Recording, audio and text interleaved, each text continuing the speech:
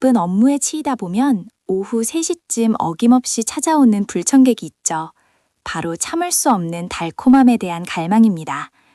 모니터 앞에서 엑셀 창을 띄워놓고 지친 눈을 비비며 탕비실에 있는 과자나 달콤한 빵 한 입을 베어무는 순간 스트레스가 녹아내리는 기분 다들 아실 거예요. 하지만 퇴근 후 거울을 보며 묘하게 달라진 핏에 한숨을 쉬게 됩니다. 퇴근 후 지친 몸을 이끌고 헬스장에 가려던 다짐은 이미 사라진 지 오래죠. 오늘도 다이어트는 실패했다는 묵직한 자책감이 밀려옵니다. 남들은 바빠도 식단 관리 잘만 하던데 왜 나만 이렇게 의지력이 약한 걸까? 침대 위에서 우울해지곤 하죠. 그런데 참 억울한 순간이 있습니다. 점심시간 나랑 똑같이 파스타를 먹고 후식으로 달달한 바닐라 라떼까지 마신 동기 영희는 왜 군살 하나 없이 날씬한 걸까요?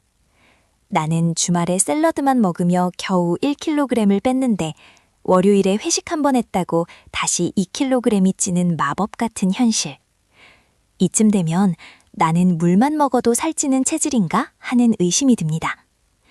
우리는 항상 다이어트 실패의 원인을 우리의 게으름이나 부족한 인내심 탓으로만 돌려왔습니다.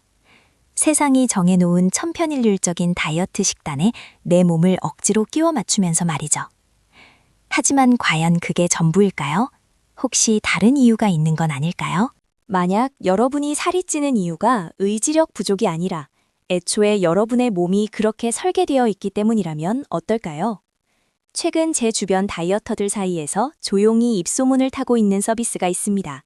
바로 내 집에서 간편하게 침 한 방울로 내 몸의 유전적 특성을 알아보는 DTC 유전자 검사입니다. 병원에 가지 않고도 개인이 직접 유전자 분석 업체에 의뢰해 건강, 영양, 식습관에 관련된 내 DNA 정보를 받아볼 수 있는 놀라운 서비스죠. 나는 뚱뚱할 운명인가? 라는 슬픈 질문에 과학이 답을 해줄 수 있는 시대가 온 겁니다. 도대체 내 몸속에 어떤 비밀이 숨겨져 있는지 저도 직접 확인해 보기로 했습니다. 유전자 검사라고 하면 왠지 하얀 가운을 입은 의사 선생님과 차가운 병원 분위기가 떠오르지만 실제로는 너무나 간단했습니다. 집으로 배송된 키트를 열고 작은 튜브에 침을 모아서 다시 택배로 반송하기만 하면 끝이거든요. 이 작은 타액 속에 나의 조상대대로 내려온 몸의 설계도가 들어있다고 생각하니 기분이 묘했습니다.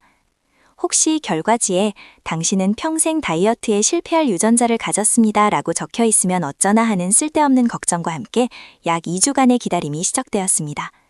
바쁜 직장 생활 속에서도 문득문득 결과가 어떻게 나올지 상상하며 하루하루를 보냈죠. 기다리던 알림톡이 울리고 드디어 제 유전자 분석 결과 리포트가 도착했습니다.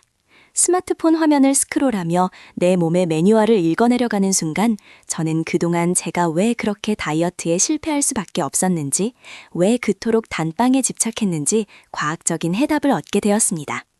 리포트에는 비만 위험도, 영양소 대사 능력, 카페인 민감도, 심지어 내게 맞는 운동 방식까지 무려 수십 가지의 항목이 상세하게 분석되어 있었습니다.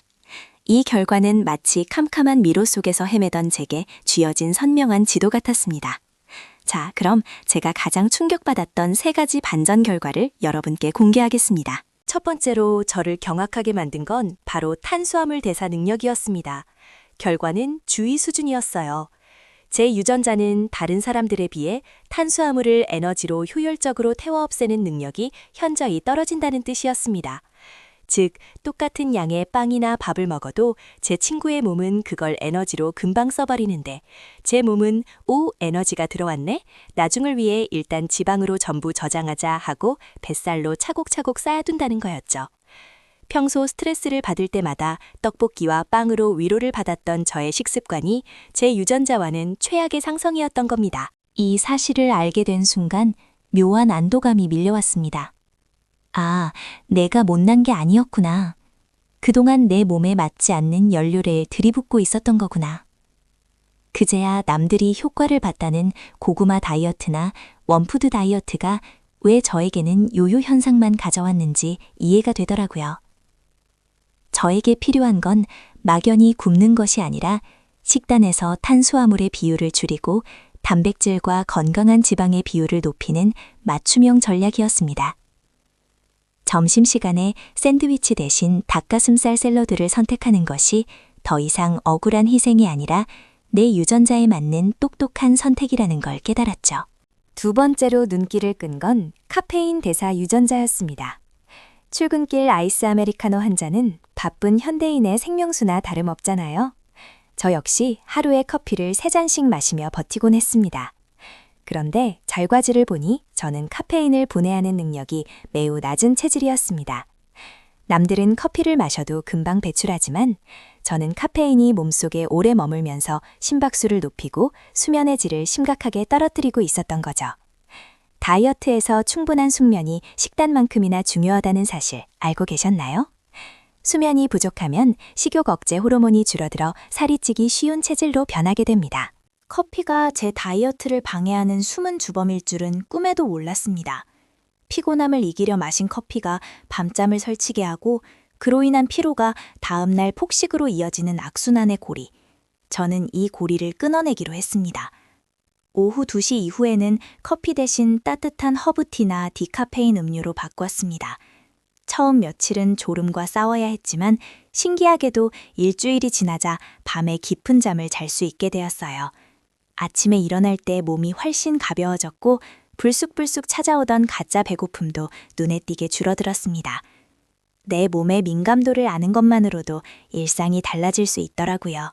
마지막 3번째는 저에게 가장 절실했던 정보, 바로 유전자에 맞는 운동법이었습니다. 퇴근하고 나면 녹초가 되는데 운동까지 하려면 정말 엄청난 결심이 필요하잖아요. 1시간 내내 러닝머신 위를 뛰는 게 너무 지루하고 고통스러웠는데 유전자 검사 결과 저는 지구력보다 근력 운동에 훨씬 더 적합한 근섬유 비율을 가지고 태어났다는 것을 알게 되었습니다.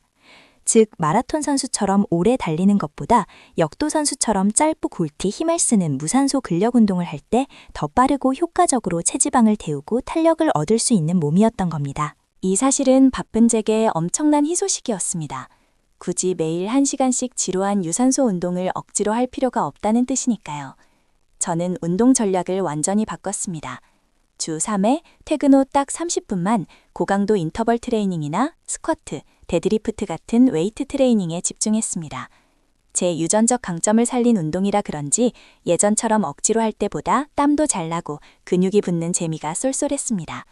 무엇보다 짧은 시간만 투자해도 되니 심리적인 부담감이 확 줄어서 꾸준히 운동을 지속할 수 있는 원동력이 되었습니다. 맞지 않는 옷을 억지로 입던 과거에서 벗어난 기분이었죠. 유전자 맞춤형 식단과 운동을 시작한 지 어느덧 2달. 체중계의 숫자도 눈에 띄게 줄었지만 가장 큰 변화는 제 마음속에 일어났습니다. 예전에는 빵 하나를 먹어도 죄책감에 시달리고 다이어트를 숙제처럼 여겼다면 이제는 내 몸을 존중하고 아끼는 마음으로 관리하게 되었습니다. 오늘 회식에서 탄수화물을 많이 먹었다면 내일은 단백질 위주로 먹으면 되고 내 유전자가 빵에 취약하다는 걸 아니까 스스로 조절할 수 있는 여유가 생겼습니다. 막연한 두려움과 자기 비하가 사라지고 과학적인 데이터를 기반으로 나 스스로를 컨트롤할 수 있다는 자신감이 생긴 것이죠. 여러분, 살이 찌는 체질은 분명히 존재합니다. 하지만 그게 평생 뚱뚱하게 살아야 한다는 저주는 결코 아닙니다. 유전자는 우리 몸의 초기 설정값일 뿐 그 설정을 바탕으로 어떻게 캐릭터를 육성할지는 온전히 우리의 선택과 행동에 달려 있습니다. 남들이 좋다고 하는 유행하는 다이어트 방법에 이리저리 휘둘리지 마세요. 바쁜 일상 속에서 우리의 시간과 에너지는 너무나 소중하니까요. 내 몸의 진짜 설명서를 읽어보고 나에게 가장 효율적이고 스트레스 없는 길을 찾아보세요. 생각보다 훨씬 쉽고 즐겁게 예쁜 몸매와 건강을 쟁취할 수 있을 겁니다. 어쩌면 여러분도 저처럼 몰랐던 나의 진짜 몸을 발견하고 놀라게 될지도 모릅니다. 탄수화물 러버인 줄 알았는데 알고 보니 지방에 강한 체질일 수도 있고 유산소보다 근력이 맞는 체질일 수도 있죠. 혹시 지금 다이어트 정체기로 좌절하고 있거나 무리한 식단으로 직장 생활의 활력을 잃고 계신 분이 있다면 한 번쯤 과학의 힘을 빌려보는 것을 추천해드립니다. 나를 제대로 아는 것, 그것이 바로 실패 없는 영원한 다이어트의 진짜 첫걸음이니까요. 오늘 제 이야기가 매일 다이어트와 씨름하는 여러분의 바쁜 일상에 작은 돌파구가 되었기를 바랍니다. 건강한 몸은 억지로 굶고 참아서 만들어지는 게 아니라 내 몸을 이해하고 사랑하는 과정에서 자연스럽게 따라오는 결과물입니다. 오늘 영상이 유익하셨다면 구독과 좋아요 꼭 눌러주시고요. 당장 오늘 저녁부터 내 몸에 귀를 기울이는 작은 실천을 시작해보세요. 여러분의 건강하고 아름다운 변화를 항상 응원하겠습니다.